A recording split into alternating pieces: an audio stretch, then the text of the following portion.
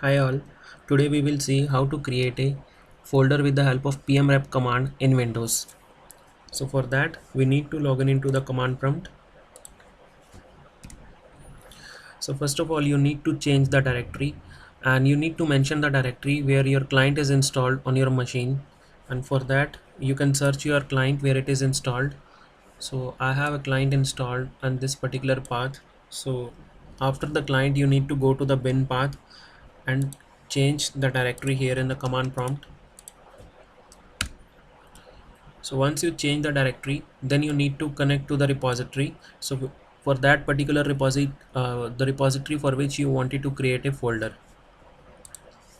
So I have a training repository available here, and under this training repository I wanted to create a one folder. So first of all I need to connect to this repository with the help of command prompt.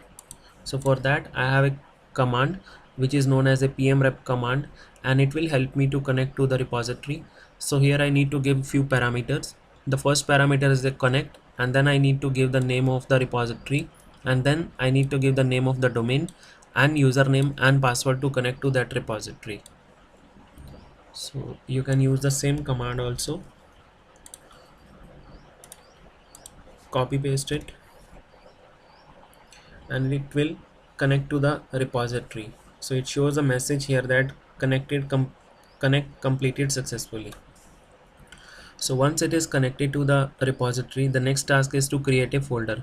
So for creation of the folder, again we do have pmrep command, and then we need to give the parameters as create folder, and then need to give the name of the folder which we wanted to create under the repository.